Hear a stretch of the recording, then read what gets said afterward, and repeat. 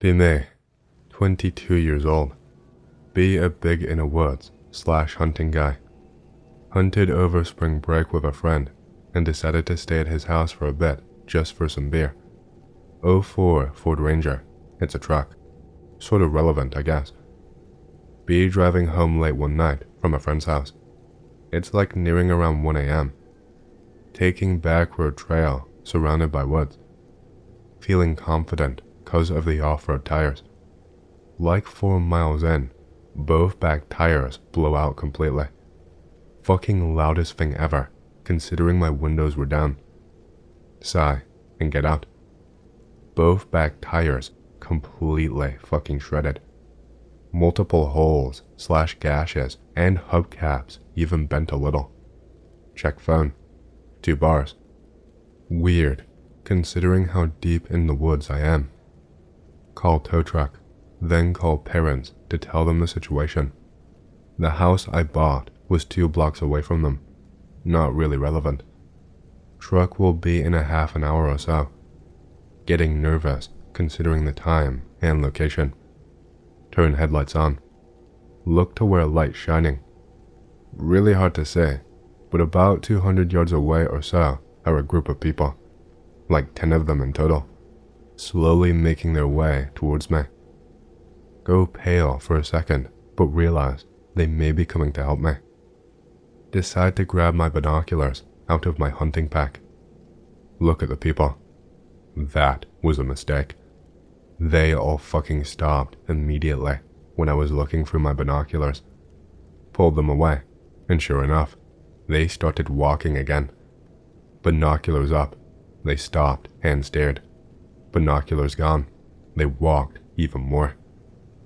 When they get to about 100 yards away from me, they stopped, regardless of binoculars. Go ahead and look through binoculars again to see what they are up to. Stare at them for a few seconds before I realize something. They all looked the same. Not like in height or weight, but all exactly identical faces, wearing robes. Now see, this is a big no for me, considering all of the Satanist cults and whatnot being reported all of the time in these parts. Call tow truck guy again to see how long before he will be there. He tells me there's a jam on highway, who gives a shit. Possibly another 45 minutes until he gets here. Fuck me. Get off phone. People still just standing there.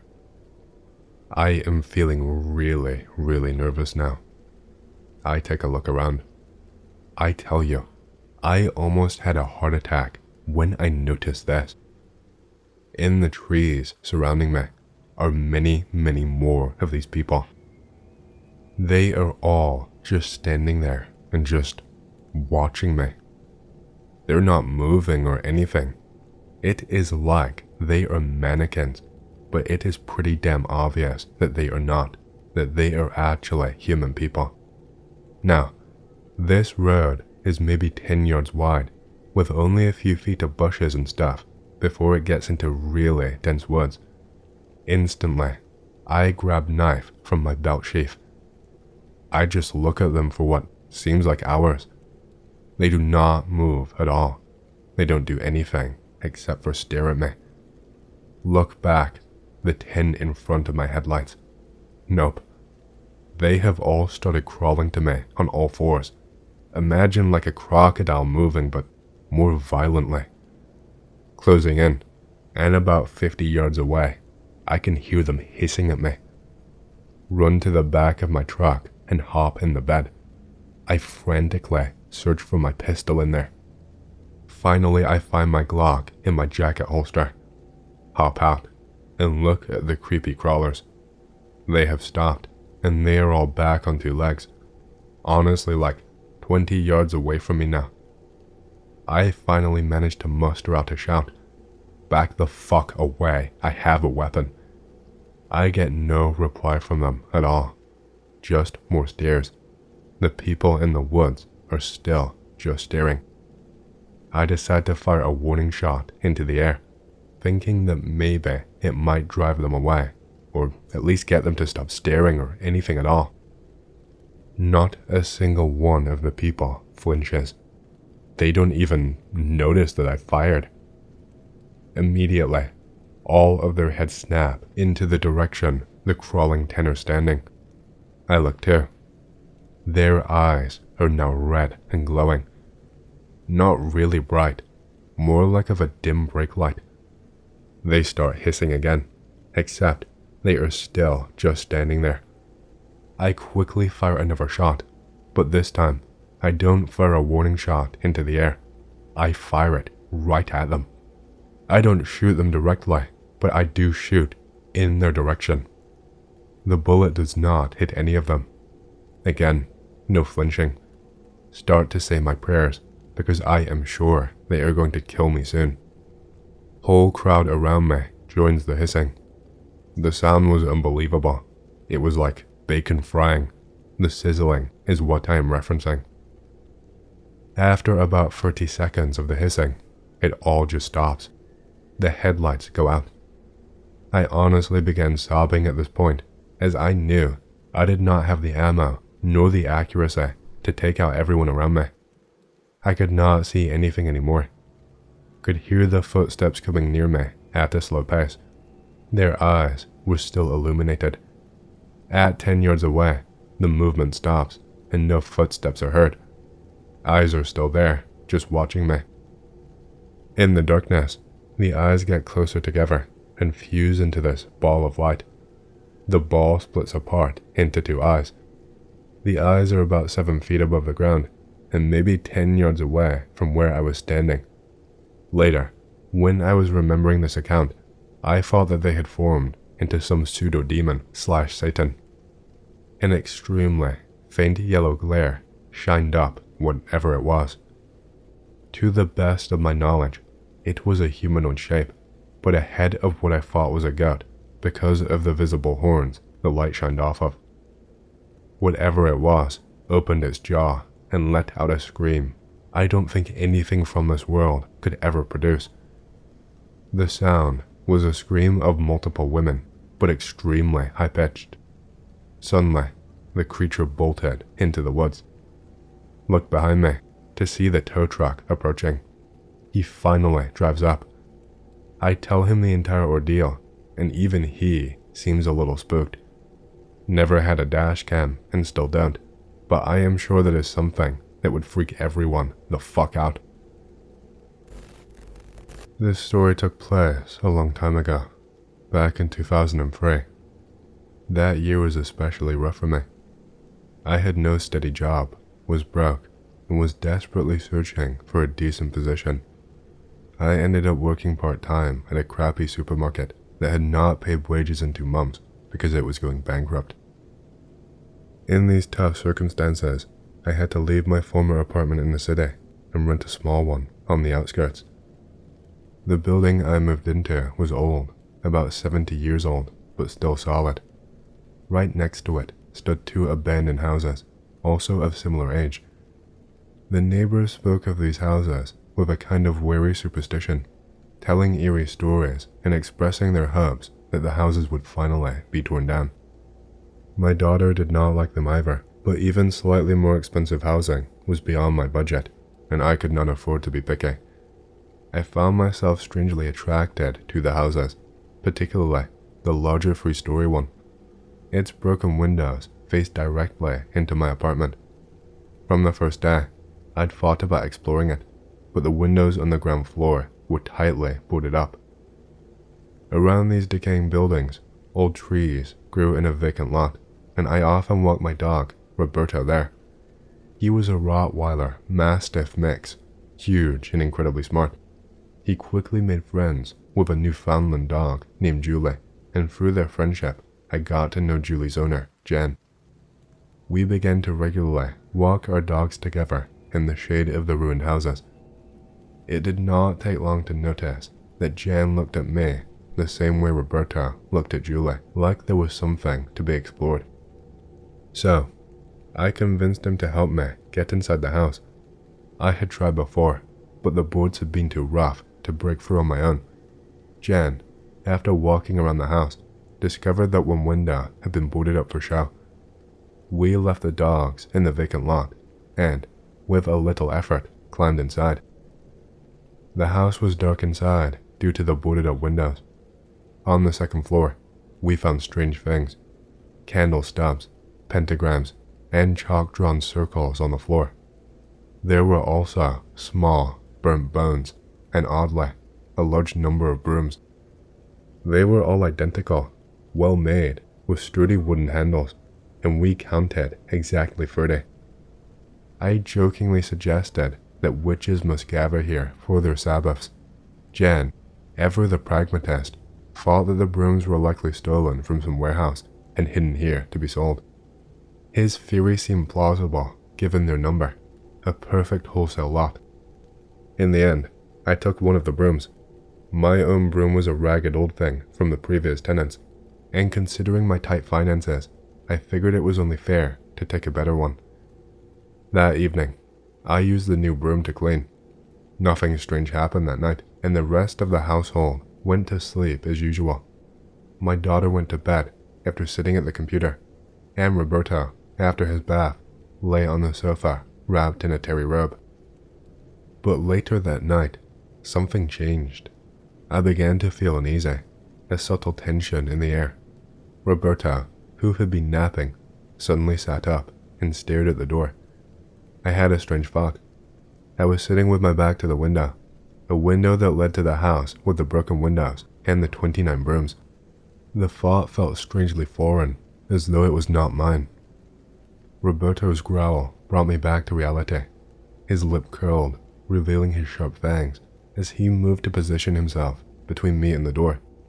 I stood up and asked who was there, but there was only silence. I immediately thought about my daughter, alone in the other room, and rushed to check on her. To my relief, she was still asleep, unaware of any of the strange events. I returned to the living room, where Roberto was still on edge. Desperate, I lit some incense and began to burn it around the room. But when I lit a candle to accompany the incense, it immediately went out. It was now past 3 in the morning when the phone rang again. I picked up the receiver. Silence once more. At that moment, I looked out the window and felt an overwhelming, chilling connection to the broken house across the street, where the 29 brooms still lay. In a fit of frustration, I decided to return to the abandoned house the next day with the broom. As absurd as it seemed, I felt compelled to return it to the house that had somehow claimed it. I shouted, cursing the evil people who had left the brooms there, while still clutching the broom in my hand. It was my way of venting, a cry of desperation. Later, I did a bit of investigation. The phone exchange confirmed 2 mysterious calls had been made during the night, but the numbers were not only untraceable, they were numbers that could have never existed. No one in the building heard the growling or any strange sounds that night. The neighbors, surprisingly, all slept soundly. Eventually, my life started to turn around. I was the only one among all the supermarket workers to receive 2 months' worth of unpaid wages, and I felt like a millionaire. My daughter got new sneakers, the fish got a new aquarium, and Roberto received the best bone the store had to offer. Not long after, I found a new job and moved into a nicer apartment, away from the abandoned houses. Things returned to normal, but I often found myself walking around the old neighborhood with Roberto, enjoying the shade of the trees near the ruins. Jen would occasionally join us, and every time he would ask Roberto, "When did you manage to do this, you rascal?" We both knew that life had moved on, but something about those old houses and the strange events that had happened would never leave us completely. I lived in Tijuana all my life until I moved to San Diego because of the spooky narcos. Have you ever heard of La Casa De La Cultura? I lived 1 street away from that place, and my mom always went to her dance classes. That place always creeped the fuck out of me, especially during the night. For starters, there is 3 floors: the lower basement floor, the second floor, and the 3rd floor. The 3rd floor was the most spooky shit you can ever find in a public place. Since my mom never let us stay home alone, She always made us go with her and stay inside her class at all times. When the class ended, we normally went to the library on the 3rd floor because we wanted some books. The library was in the middle of the long-ass hallway, and the lights would normally be off or blinking. No rooms were being used at the time, so the only light source was the library itself. Walking through that place alone was enough to make me feel anxious. To top it off, there were also legends about El Espiritu Chacarero. It is important to note that the building itself was built during a war or something like that, and people died in the building. I have experienced weird things in that place, mostly the lights going out when my mom's class was practicing, and a perfectly fine CD suddenly got scratches when they stayed a bit longer than normal. Seems like the guy wanted to sleep or something. I also remember an occasion where everyone's belongings were scattered around the dressing room, and nobody had gone inside until the class ended. There was also the bailarina sin cabeza, headless ballerina, which haunted the 1st floor for some reason. One Dia de los Muertos, they even made a musical or something about it, and when the main dancer was performing, the lights went out, and when they came back on, the dancer had scratch marks on her neck. Creepy shit, yo. Hey, I hope you've enjoyed the story so far. If you do and you want to hear more, please leave a like and subscribe to my channel, and leave a comment down below, as it lets the algorithm know that you like my content and it promotes it to more people. My goal for the channel is to hit 50,000 subscribers, and we're closing in fast, so thank you, and back to the stories. When I was 18, some friends, Doug, David, and Brett, and I, went out on Halloween to a party.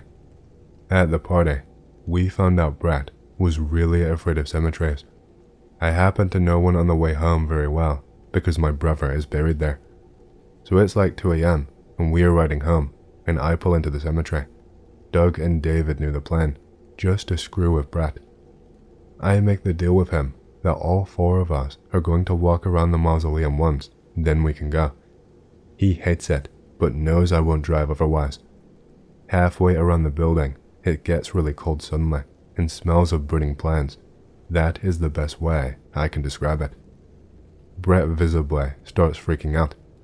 There is a deep-throated chuckle, and literally, out of nowhere, 3 people appear. I figure this is just some other teens having Halloween fun, so I smile and say, "So, come here often?" And they all laugh. Doug, my best friend at the time, and someone I could communicate with at a glance, gives me a very "let's get the fuck out of here" look. The strangers exchange a look and get closer. It's one guy, long hair, black clothes that appear to be a suit, and 2 women. One pretty husky and goth looking. This was when goth was the rage, so yeah, I'm a little older. And the other very pale, but blonde hair and average clothes. The female seemed more normal, but I could not focus my eyes on the guy. Chalked it up to the darkness. In any case, the blonde moves in close, fast, puts her hand on my arm and smiles. There is idle chit-chat, mostly awkward as my friends lose their cool. The guy pulls out a mason jar and drinks. He offers it to me. I assume moonshine.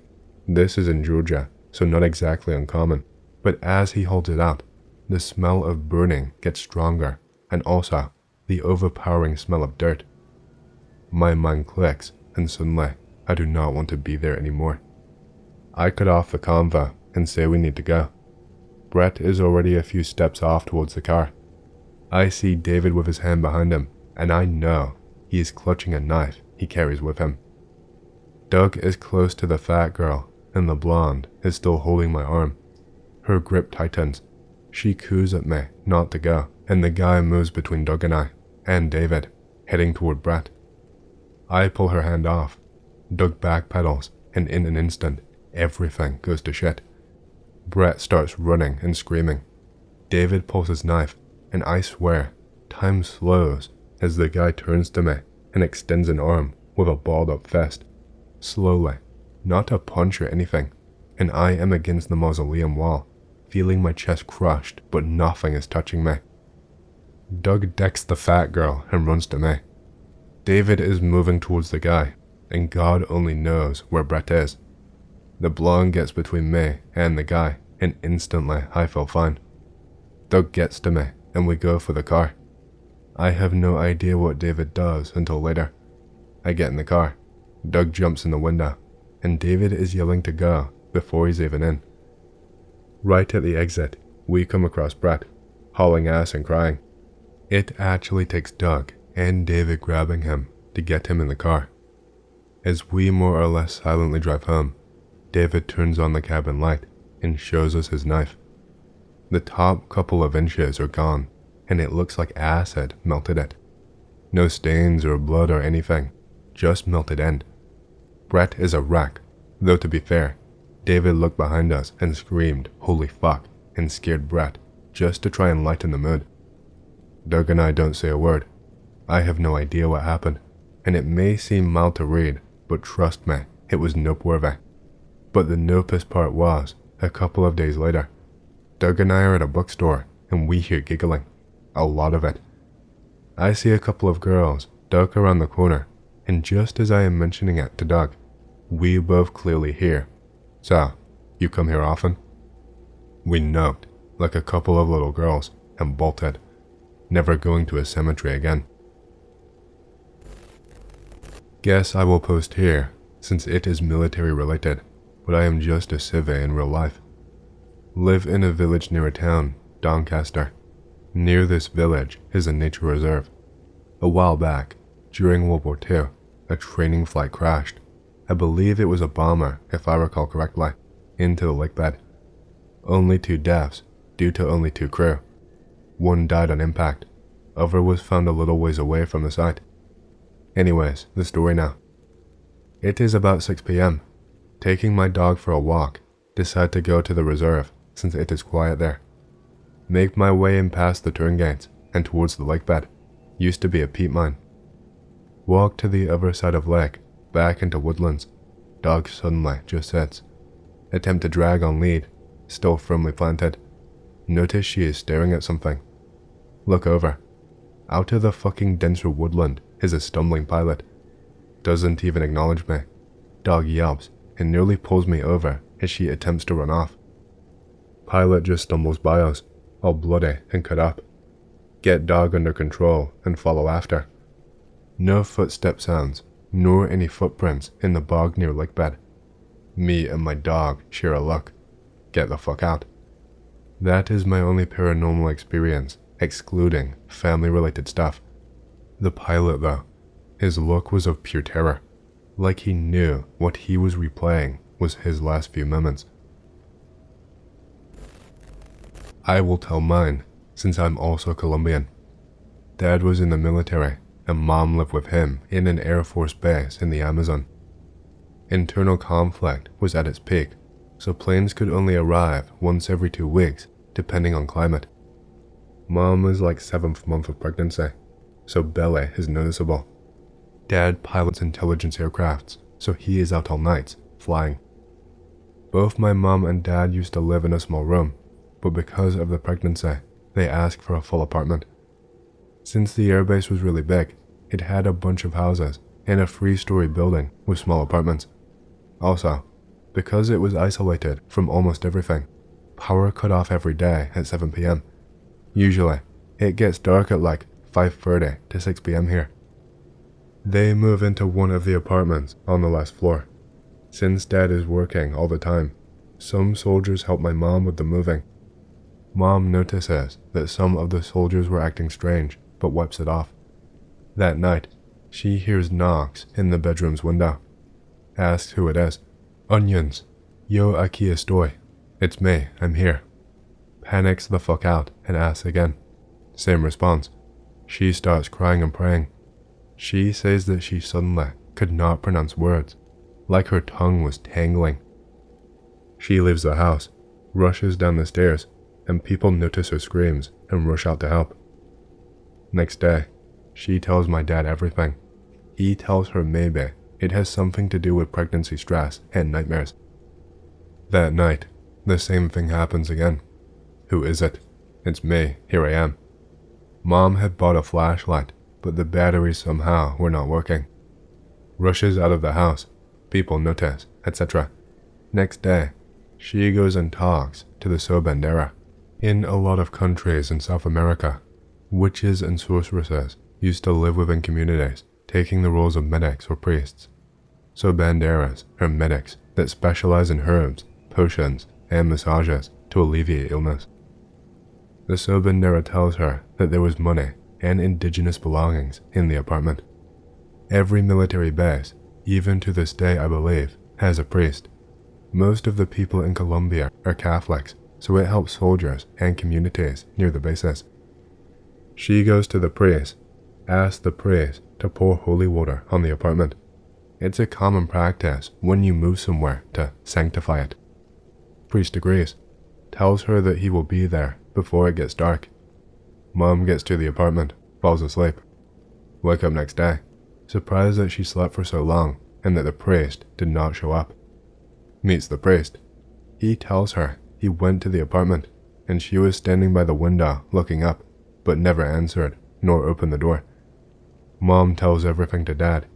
He tells her it's better for her to leave the base for the time and come back after the child, me, was born. Mom agrees. She goes back to her mom's and I was born there. Dad was transferred to a major city shortly after I was born, so my mom never came back to the military base. Fast forward 15 years later, Dad's still in the military, divorced, I live with him.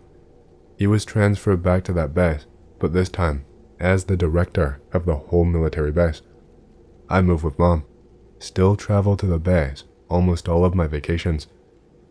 One time I arrive, and there is this old lady walking near my house. Recognizes me, calls me by my name, asks about my mom. Figure it's someone who met me when I was a baby, and I don't remember, so I just answer kindly. We chat for a bit, tells me her name, leaves. Tell Dad about the old lady, and he tells me she was the sobandera. Still creeps me out how she could recognize me and knew my name, even though we had not met before, and my dad never spoke with her. Okay, here is one that happened to me less than a year ago. Father lives in Fuckhall, Vermont, in an old house with 1 billion rooms, because the original owners in the 1800s had 1 billion kids. I've never lived there before. Grew up out west. Stay with him for a summer during college. Get offered normal room or attic room. See attic room as he shows me the house. Attic room is creepy as fuck. Old wrought iron bed next to window and child-sized door set into the wall. Nope. Assume that if I slept there, I would wake up to weird noises and door being open. Not into that Coraline shit. Mention the creepy attic bedroom to mother, uncle, and friends when I call them, because I find it comically creepy. Do lots of work around the house for my father, including putting up insulation in the attic, so I pass by the attic bedroom plenty of times. Summer ends, and I go back to college. So, nothing creepy happened with the door when I lived there, beyond child-sized doors being inherently creepy, but the story does not end there. Fast forward 3 years, graduated college and living in Texas. Father invites me and my GF to visit him in Vermont. I've told my GF about the creepy attic room. I don't want anything to do with ghosts and spooks, but GF has never had any paranormal experiences and wants to have one. She pleads that we sleep in the creepy attic bedroom. Really don't want to, but I love her, and we compromise on spending just one night in the attic bedroom. Ask my father if we can stay in the attic bedroom. Sure, Anon. You can sleep in the attic if you want. Get to Vermont, and sleeping in regular bedroom the first night. GF asks if we can look around the attic and see the attic bedroom. Sure.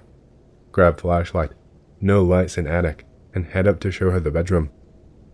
Look all over attic, no bed, and no child-sized door. Assume that I've forgotten spatial layout of attic, and promise to try again come daylight. Go back up to attic the next day. Still no bedroom, and still no child-sized door. GF very disappointed, and thinks I'm pulling her leg. Ask father about old bedroom with child-sized door, since I cannot find it.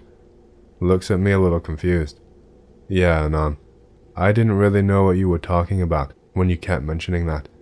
I was just joking that you could sleep in the attic because you slept in the basement as a child. What? Informs me that there has never been a wrought iron bed in the attic. Informs me that there has never been a child-sized door in the attic. Go back up to attic and check room that I remember being the bedroom. Realize that if the door was where I remember it being, it would be in an exterior wall and thus not be able to go anywhere. Assume at this point that I merely had a vivid hallucination or something and apologize to disappointed GF. Something still does not sit right. Call mother, uncle, and friends and ask them if they remember me talking about the attic at the father's house a few years ago. They all say yes and ask if I mean the bedroom with the creepy child-sized door. Well, fuck, I've been spooked. I was up in the attic working for hours at a time that summer and passed by that bedroom dozens of times.